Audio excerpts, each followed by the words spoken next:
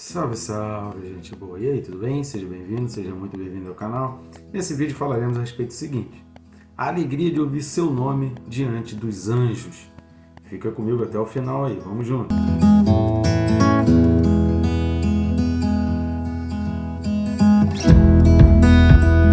Mas antes, né, querido? Se você não está inscrito, inscreva-se bem rápido. Só clicar aí no botão se inscrever, não vai tomar seu tempo nem interromper o vídeo. Aproveita e clica no sininho, e assim você é notificado a cada vídeo novo que é colocado aqui no canal.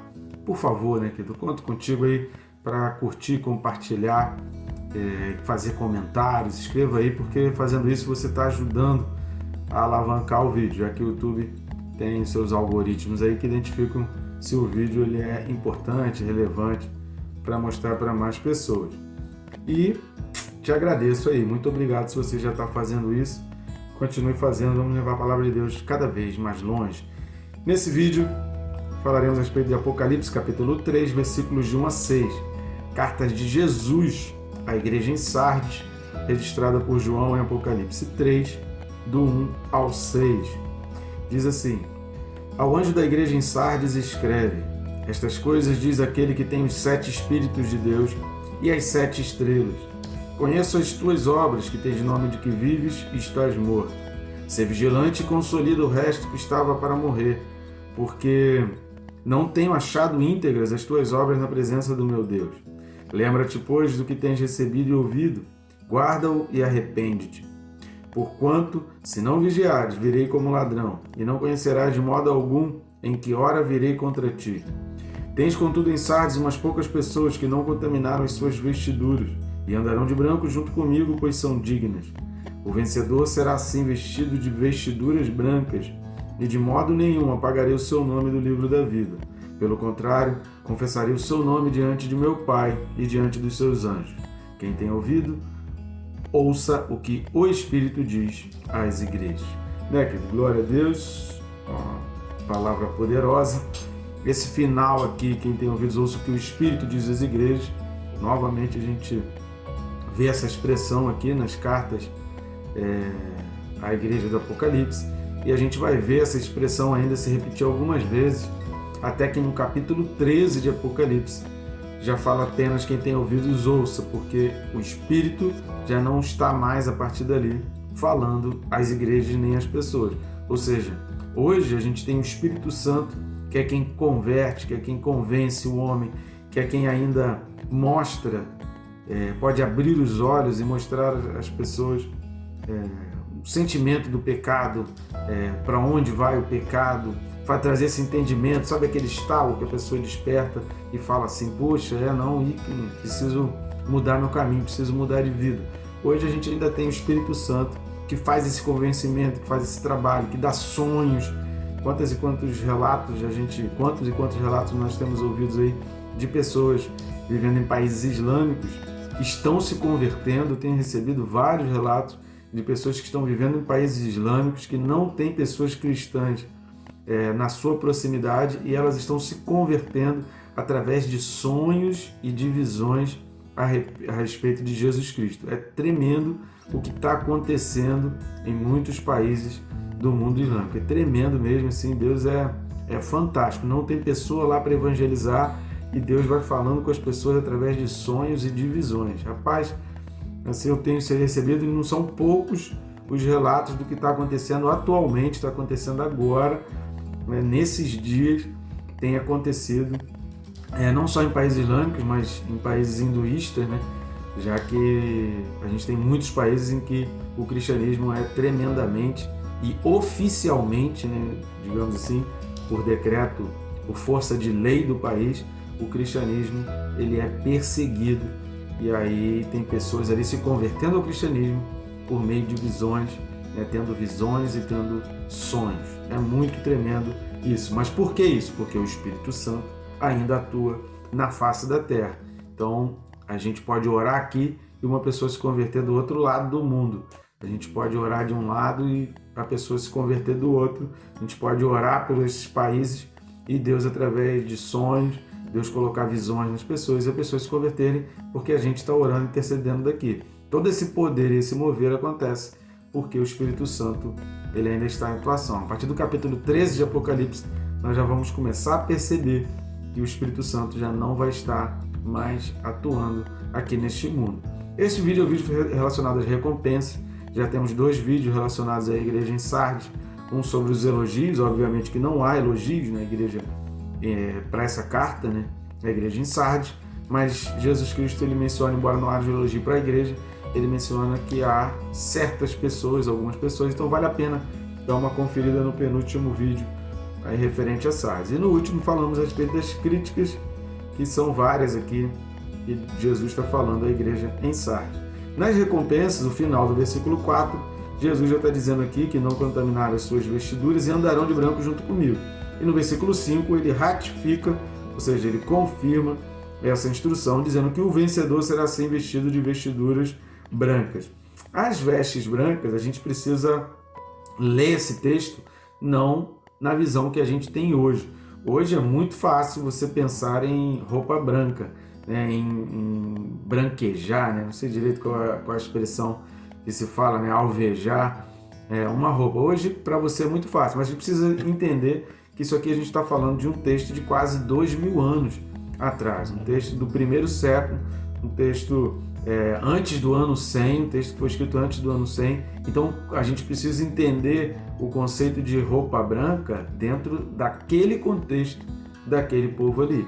E ter uma roupa branca ali, querido, era uma coisa muito rara. Só os ricos, os grandes ricos, ou a roupa que era muito nova para ser bem branca, roupa bem branca. Porque normalmente a roupa ela é de um tecido já um pouco sujo, um pouco encardido, mesmo a roupa sendo nova, mas as roupas baratas, as roupas feitas, confeccionadas em casa, elas não já eram brancas, né? Eram quase que uma cor assim como do meu casaco, né?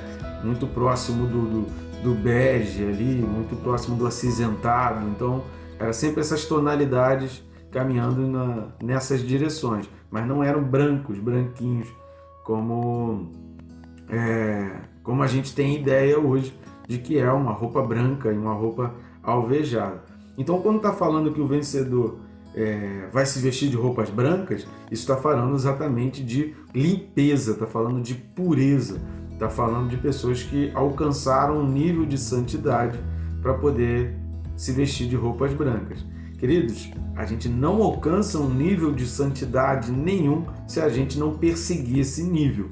Nenhum atleta ele vai conseguir ganhar uma medalha se ele não perseguir uma medalha. Ele pode até perseguir aquela medalha e por algum motivo ou outro, ser desclassificado, não chegar até a final, mas só em participar da competição já é uma grande vitória. Só em ter o nome escrito, que é o que a gente vai ver daqui a pouco aqui, só ter o nome inscrito nos livros dos competidores já é uma grande vitória, porque para chegar até ali são várias peneiras que são passadas para chegar até ali. Então a gente precisa pensar na santidade como isso. Há várias peneiras que eu preciso passar dentro de um processo para que eu chegue nesse momento de vestir roupas brancas. Se eu não pensar nisso, se eu não quiser isso, se eu não trabalhar para isso todo dia, se eu não mortificar minha carne todo dia, não vou chegar a esse nível de santidade, de ter as roupas brancas diante de Deus. Eu gosto da frase de Lutero. Martinho Lutero, ele, a respeito do batismo por imersão, né? Ele fala assim: eu pensei que no meu batismo eu tinha feito morrer o velho homem afogado, mas o desgraçado sabia nadar. E aí depois daquele dia eu tenho que mortificá-lo todos os dias.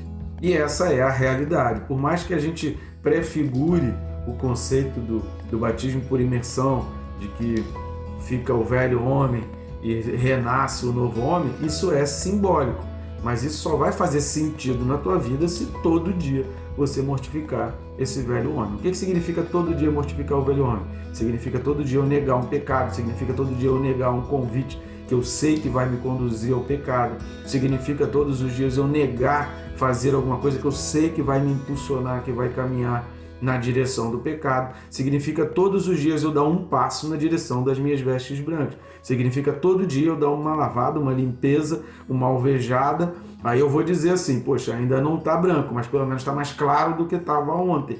E aí eu vou alvejando dia após dia, até chegar o dia em que eu vou estar diante de Jesus e a minha roupa estará completamente branca.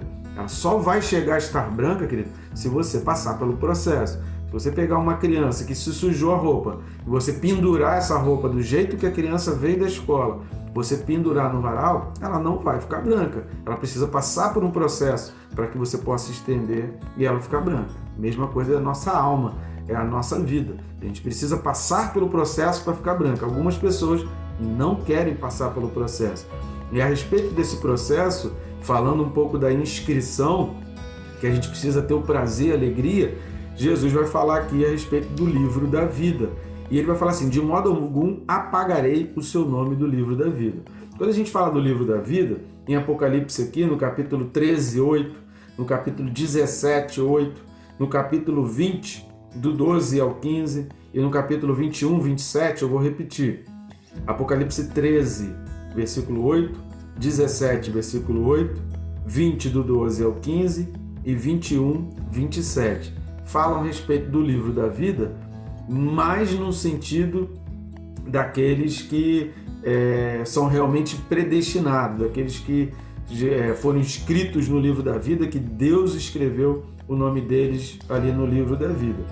Aqui a gente está falando de um povo que não tinha ainda o Novo Testamento, um povo que está recebendo uma carta, essas igrejas aqui ao Apocalipse, tudo que eles tinham de Bíblia é o que a gente tem hoje como Antigo Testamento. Então esquece da cabeça dessas pessoas, tudo que a gente tem como Novo Testamento, esquece. Pouquíssimos lugares ali, principalmente porque a gente está falando naquela área que hoje é a Turquia, que é bem distante da área ali de Israel, né? Hoje em dia até é perto, né? Bem próximo, mas naquele tempo eram dias e mais dias de viagem para chegar até lá. Então a gente está falando de igrejas que estavam num local mais distante e tudo que eles tinham de Bíblia era o Antigo Testamento. E quando a gente vai ler o Salmo 69, por exemplo, o Salmo 69, que é um salmo que vai ilustrar muito o que Jesus passou na cruz, no versículo 22 vai falar, inclusive, versículo 21, inclusive, vai falar do por alimento me deram fel e na minha sede me deram beber vinagre, que foi exatamente o que Jesus passou ali na cruz. E vai falar daqueles que perseguem, né? O versículo 26, daqueles que feriram. No versículo 27 fala, soma-lhes iniquidade a iniquidade, ou seja, iniquidade é somada a iniquidade. E não gozem da tua absolvição. Só um parênteses aqui, o que é iniquidade? É não agir com equidade, com igualdade. A iniquidade, e a gente vai falar sobre isso mais para frente, que o anticristo ele vai vir como o iníquo. E qual é a base da política do anticristo? É o tratamento para uns de uma maneira, o tratamento para outros de outra maneira. Os cristãos não serão perseguidos por ser cristãos. Os cristãos serão perseguidos por serem fascistas, por serem radicais, por serem fundamentalistas, por serem arcaicos, por apregoarem doutrinas que destruíram a história da humanidade, o que não é verdade, né? Se tudo que a gente tem hoje está alicerçado no sistema judaico-cristão, inclusive as principais leis, né, as principais constituições do mundo inteiro estão baseadas nos 10 mandamentos e nos mandamentos dados pelo Senhor para a Bíblia, a respeito de morte, de assassinato, essas coisas todas. Então, as bases legais para muitas constituições ao redor do mundo são a Bíblia. Então, o que a gente tem hoje é construído ali. Tem gente que acha que o mundo hoje não presta, que precisa dar um reset, né, no mundo e refazer o mundo completamente. Então, o iníquo é esse, que vai fazer tratamentos diferenciados. Para algumas pessoas vai valer a amizade, vai valer, né, o fato de estar do lado, de defender a ideologia. Então, ele pode fazer tudo, ele pode falar tudo, né? Se ele fala, graças a Deus, que Deus enviou esse vírus do Covid, então ele é bonzinho, ele é legal, esse cara é bom. Mas o outro, de repente, porque falou um e daí, não importa nem qual for o contexto do e daí, mas esse é um crápula, esse precisa ser extirpado, esse precisa ser aniquilado. Então a iniquidade é essa falta de peso, são 2 pesos e 2 medidas completamente diferentes. Para uns o tratamento é de um jeito, para o outro o tratamento é de outro.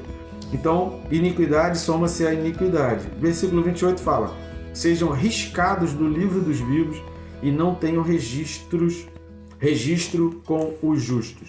Ora, queridos, está falando que vai ser riscado.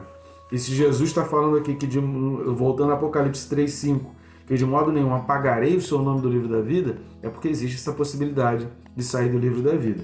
E aqui a gente vai entrar naquela famosa discussão: salvação é algo que se perde ou não se perde? Depende do teu conceito de salvação. O entendimento de salvação como decreto judicial de Deus, o entendimento de salvação como a justificação de Deus, o fato de Deus estar declarando que aquela pessoa não é mais pecadora e agora ela está salva, isso a gente não perde. Agora, se o teu ponto de vista é o achismo humano, uma pessoa que levantou a mão dentro de uma igreja, você já presume, é uma pessoa que passou pelas águas do batismo, você presume que essa pessoa nunca vai se desviar, que ela pode fazer o que ela quiser, que ela nunca vai perder a salvação, aí a gente está num conceito completamente errado. Por quê? A gente não tem como saber. Aliás, Jesus ele vai explicar, é pelos frutos que você vai conhecer a árvore. Então você só vai perceber se aquela pessoa que há 20 anos levantou a mão dentro de um culto, ou quando alguém pregou o evangelho, se aquela pessoa 20 anos atrás ela passou pelas águas do batismo, a gente só vai ter certeza que realmente o nome dela vai permanecer ali no livro e há um decreto judicial, aquela pessoa realmente for salva, se pelos frutos a gente conhecer. Agora, se a pessoa não perseverar, Jesus ele fala várias vezes, olha, guarda até o fim. Se ele fala guarda até o fim, é porque existe a possibilidade de não guardar. Se ele fala mantém firme, conserva o que tem, é porque existe a possibilidade da gente perder aquilo que a gente tem. Então, é a tua perseverança em cima daquele conceito, por isso que a Bíblia trabalha o conceito de lealdade e fidelidade. Você vai ver em toda a narrativa bíblica o conceito de lealdade e fidelidade, sempre ali dentro do conceito bíblico. A gente precisa ser fiel àquilo que a gente falou. Se eu professei, a fidelidade tem a ver com promessa, tem a ver com a palavra. Então, se eu professei a minha disposição de fazer parte do corpo de Cristo, eu preciso viver como alguém que faz parte desse corpo de Cristo. Por quê? Porque eu preciso ser leal aos princípios e valores do corpo onde eu estou inserido. Então, a lealdade tem a ver com o lugar onde eu estou inserido.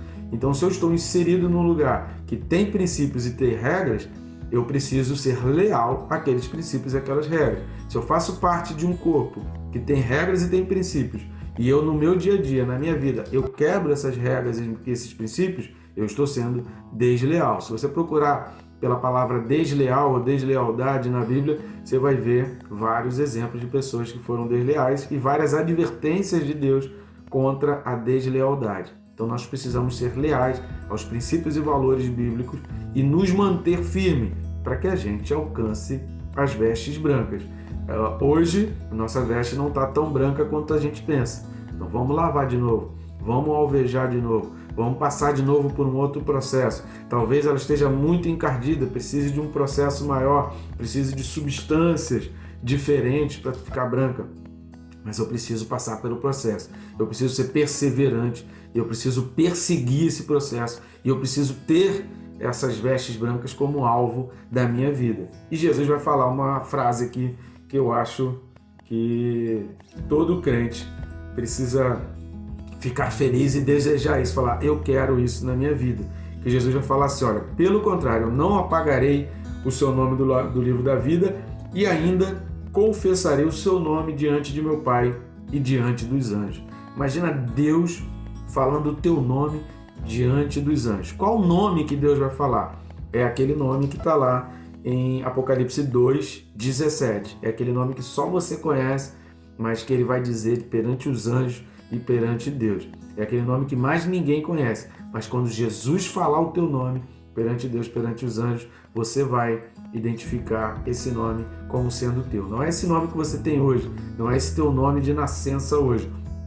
Mas é esse nome lá de Apocalipse 2:17, esse novo nome que você vai receber. Então, aquele que perseverar até o fim. Então, querido, essa coisa de, eu já fui salvo, então eu posso fazer o que quiser, isso não é um raciocínio de quem é salvo. Quem é salvo caminha na direção das vestes brancas. Quem é salvo caminha na busca pela santidade. Quem é salvo mortifica o velho homem todos os dias. Quem é salvo luta para vencer aquele velho homem e não permitir que esse velho homem ressuscite, ressurja dia após dia.